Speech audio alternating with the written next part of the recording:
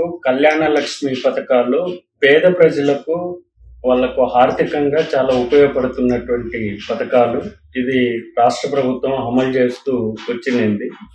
2023 శాసనసభ ఎన్నికల్లో కూడా గౌరవ ముఖ్యమంత్రి రేవంత్ రెడ్డి గారు దీన్ని మరింత పెంచి ఇస్తామని, అట్లానే దానికి తోడు బంగారు కూడా ఇస్తామని చెప్తున్నారు. ఇప్పటికే రాజ్యాంగ భద్రత లేకుండా దాన్ని అమలు చేస్తున్నట్టు రోజువారీగా పత్రికల్లో చర్చ జరుగుతుంది. రాష్ట్ర హైకోర్టు కూడా జోక్యం చేసుకున్నది. కాబట్టి వెంటనే ఈ రాష్ట్ర ప్రభుత్వం కోర్టుకు సమాధానం చెప్పాలి. దానికి రాజ్యాంగ భద్రత కల్పించి ఆ రెండు పథకాలను, షాదీ ముబారక్ అట్లానే కళ్యాణ లక్ష్మిని మరింత పెంచి అమలు చేయాలని తెలంగాణ వ్యవసాయ కార్మిక సంఘం రాష్ట్ర కమిటీ, అట్లానే తెలంగాణ వ్యవసాయ కార్మిక మహిళా కూలీల విభాగం తరపున ఈనాడు ప్రభుత్వాన్ని డిమాండ్ చేస్తున్నాం. కాబట్టి రాష్ట్ర హైకోర్టుకు బాధ్యత ప్రభుత్వం వహించాలి.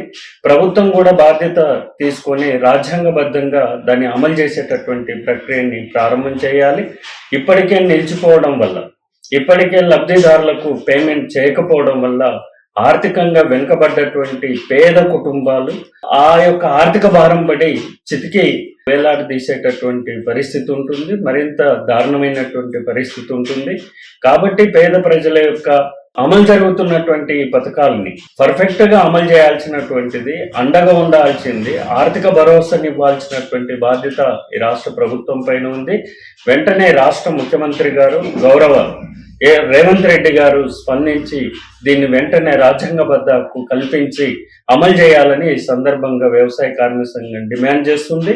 పేదల పక్షాన నిలబడి పనిచేస్తున్నటువంటి సంఘం ఇటువంటి సంక్షేమ పథకాలు అమలు కాకుండా చితికల పడితే, వెనకబడితే వాటిని అమలు చేయించేందుకోసం ప్రజల పక్షాన నిరంతరం నిలబడి పోరాటం చేస్తున్నటువంటి ఈ క్రమంలో దీన్ని న్యాయపరంగా సాల్వ్ చేయాలి. ప్రభుత్వం రాజ్యాంగబద్ధంగా పరిష్కారం చేయాల్సినటువంటి రెండు బాధ్యతలు ఈ రాష్ట్ర ప్రభుత్వం పైన ఉంది. కాబట్టి వెంటనే రాష్ట్ర ముఖ్యమంత్రి గారు జోక్యం చేసుకుని దీన్ని పరిష్కరించాలని ఈ సందర్భంగా నేను కోరుతా ఉన్నా.